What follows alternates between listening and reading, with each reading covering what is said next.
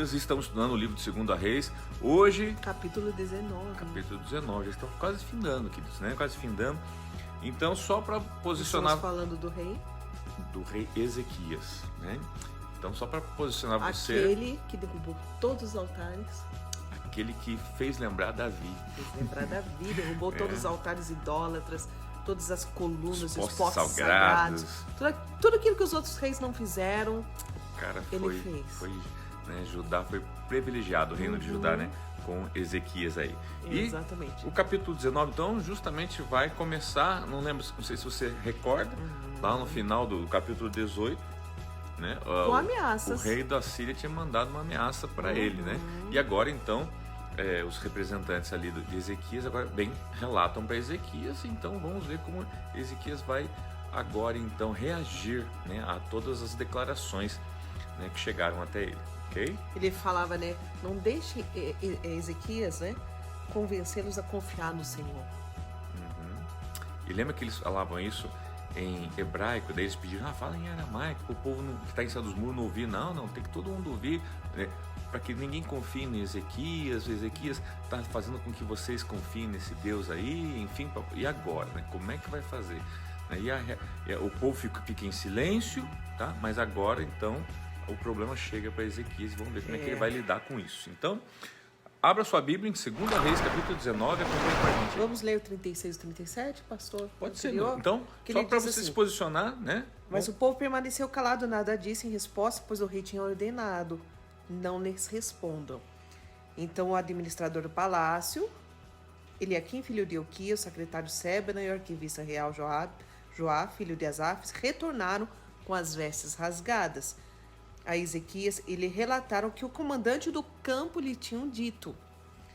Ao ouvir o relato, assim que daí inicia o 19, ao ouvir o relato, o rei Ezequias rasgou as suas vestes, pôs roupas de luto e entrou no templo do Senhor. Que legal, né? Foi Melhor orar, lugar, gente. né? Foi orar. Ele enviou o administrador do palácio, Eliaquim, o secretário Seban, e os sacerdotes principais, todos vestidos com pano de saco, ao profeta Isaías, filho de Amós. Olha só, ele foi buscar o quê? Agora a direção de Deus. Primeiro foi para o templo orar, depois mandou que fossem buscar a direção de Deus através do profeta Isaías. Eles lhes disseram, assim diz Ezequias, hoje é dia de angústia, de repreensão e de humilhação. Estamos como uma mulher que está para dar à luz filhos, mas não tem forças para fazê-lo nascer.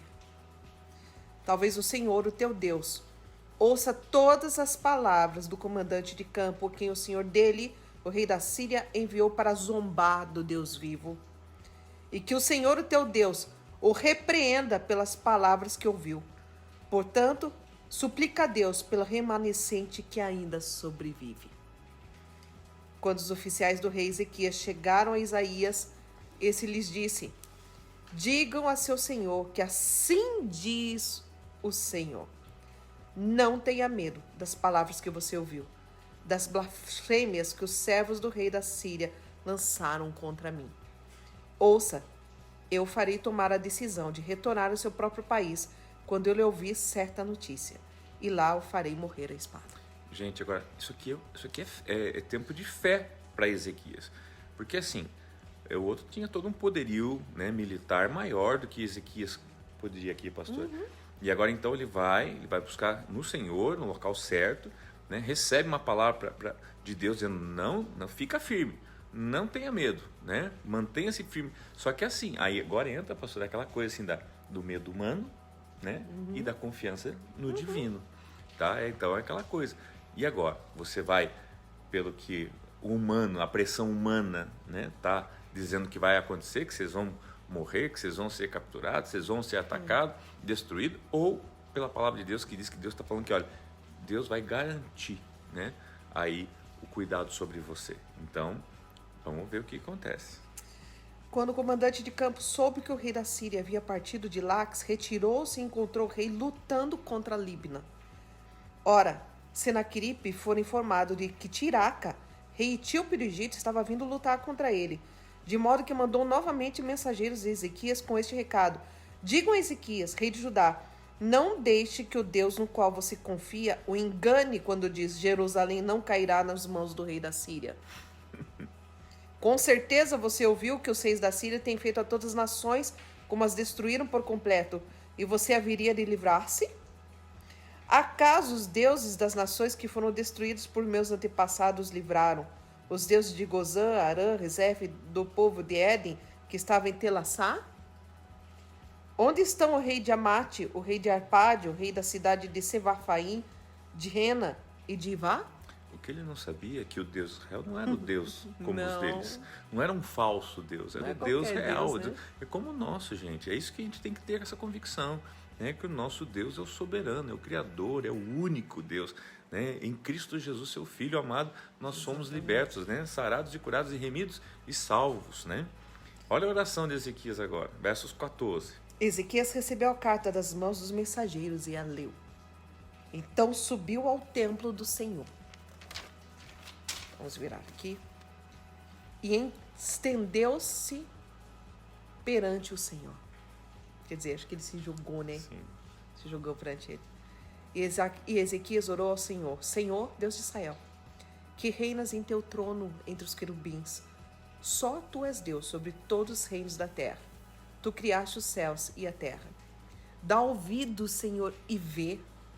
Ouve as palavras que Senaqueribe me enviou para insultar o Deus vivo. É verdade, Senhor, que os reis assírios fizeram de todas essas nações e seus territórios um deserto. Atiraram os deuses delas no fogo e os destruíram, pois não eram deuses. Eram apenas madeira e pedra moldados por mãos humanas. Agora, Senhor, nosso Deus, salva-nos das mãos dele, para que todos os reinos da terra saibam que só tu, Senhor, és Deus. O lindo aqui é ver esse temor, né? Essa coisa de ele correr para o templo, ele correr para Deus. Porque, gente, não é só uma coisa poética, não. Imagina a pressão dele como rei, do próprio povo, dos próprios conselheiros dele ali, né? Pera lá, você vai ser assim, Ezequias? Você vai enfrentar eles mesmo? Não, nós vamos confiar no Senhor. Mas, pois é, olha, ele já veio avisar que a gente não vai nessa conversa sua aí. Então, tinha toda uma pressão, gente, política, social ali em cima de Ezequias. Quer dizer, Ezequias teve muita fé. Né? Eu quero ressaltar aqui a coragem que ele teve, né, no nome de Jesus Cristo. Aqui hoje eu digo para você, ó, nós temos que espelhar essa fé de Ezequias, tá? Mas vamos lá, eu quero que você continue com a gente aí no versos 20 agora. Olha lá. Então Isaías, filho de Amós, enviou uma mensagem a Ezequias. Assim diz o Senhor, o Deus de Israel: ouvi a sua oração acerca de Senaqueribe, o rei da Síria. Essa é a palavra que o Senhor falou contra ele. A virgem, a filha de Sião, o despreze e zomba de você. A filha de Jerusalém meneia a cabeça enquanto você foge. De quem você zombou e contra quem blasfemou? Contra quem você levantou a voz e contra quem ergueu o seu olhar arrogante? Contra o Santo de Israel. Sim, você insultou o Senhor por meio dos seus mensageiros e declarou: com carros sem conta subir aos pontos mais elevados e às inacessíveis alturas do Líbano. Derrubei os seus mais altos cedros, os seus melhores pinheiros. Entrei em suas regiões mais remotas e nas suas mais densas florestas.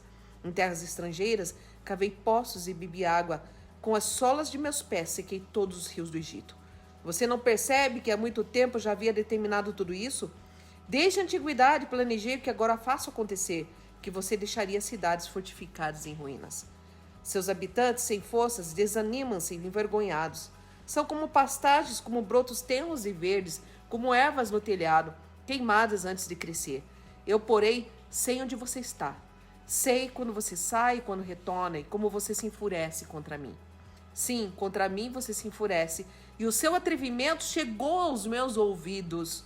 Por isso, porei o meu anzol em seu nariz, e o meu freio em sua boca, e o farei voltar pelo caminho por onde veio. A questão não era agora mais a Síria contra o rei de Judá, mas a Síria contra o Deus rei de dos Israel. reis, o Deus de Israel, né? O rei dos reis, senhor dos senhores.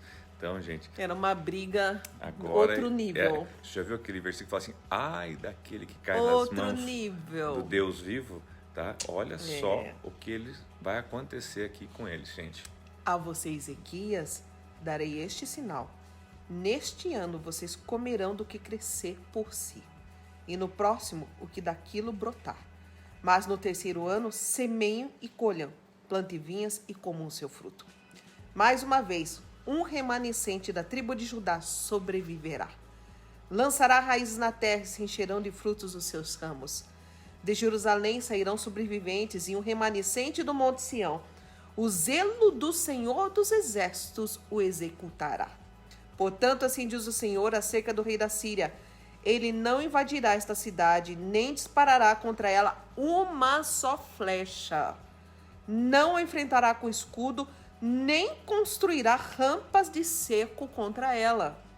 Pelo caminho por onde veio voltará, não invadirá esta cidade, declara o Senhor. Eu a defenderei e a salvarei por amor de mim mesmo e do meu servo Davi. Olha esse verso 34, gente, né?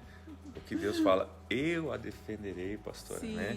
E a salvarei por amor de quem? Não é por causa de Israel que pecou o tempo todo, fala, não. por amor de mim mesmo e meu servo Davi. Agora, olha a importância de você ser um servo fiel. Nossa. Olha a importância de você estar aí pagando preço na sua casa, no meio da sua família, dos seus parentes.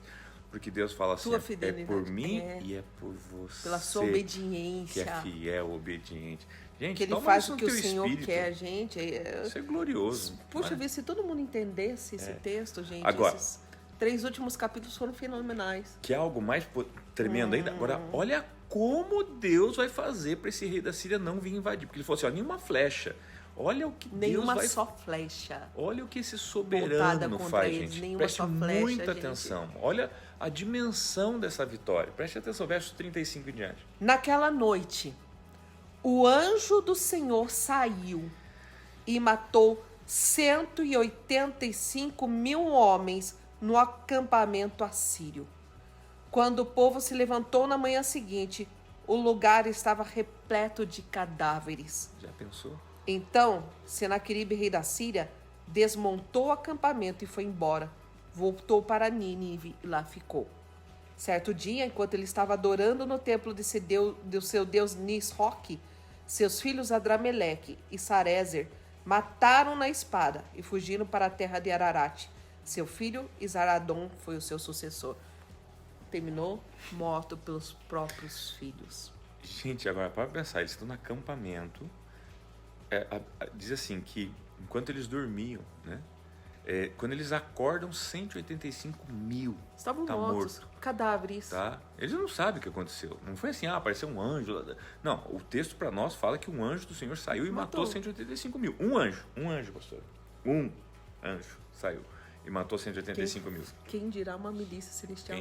Quem dirá, a Bíblia fala assim que anjos do Senhor se acampam. Anjos. Então calcule, gente, qual a proteção que você tem, Deus. né? Olha só Deus como ele é tremendo. E os caras acordam de manhã e vê lá 185 mil cadáveres. Vamos vazar, vamos para casa.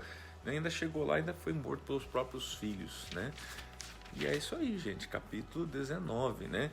É Deus no negócio, é Deus entrando, né? Agora, o que é uma pessoa se levantar para obedecer a Deus, para ser fiel, para derrubar os postes? Gente, o que está faltando é uma atitude. Se eu fosse dar um tema para hoje, eu ia dizer assim, né? A atitude certa, né, que move a mão de Deus. Tá bom? É isso aí. Talvez você esteja, como no início desse capítulo, como uma mulher a ponto de dar à luz, mas não tem mais forças. Né? Isso me fala muito, pastor, de pessoas que estavam com sonhos e já estão desistindo, né? Você que tinha promessas e que até de repente creu nessas promessas e de repente você deixou de crer. Você é como essa mulher que está a ponto de dar à luz, mas não tem mais forças. Talvez tudo que você está vivendo e você viveu até aqui seja como essa mulher que está a ponto de dar luz, mas não tem mais força. Mas o Senhor te trouxe aqui essa manhã, ou vai te trazer uma noite ou um dia para assistir esse vídeo, para que você entenda que o Senhor pode, através de... Só basta que Ele levante um anjo, para que Ele faça tudo o que precisa ser feito, por amor dEle e pela promessa dEle. Ouça a voz do profeta, tá bom? Beijo no teu coração, nós se vemos logo mais às 15 horas, né? E continua firme aí, tá bom? Não esqueça de meditar na palavra do Senhor, orar, fazer sua oração. E Exatamente, pode aguardar aí, que Deus sempre vai dar livramento para quem é fiel e restaura, né, as origens, os princípios divinos, tá bom? Beijo no teu coração, fiquem com Deus. Deus abençoe.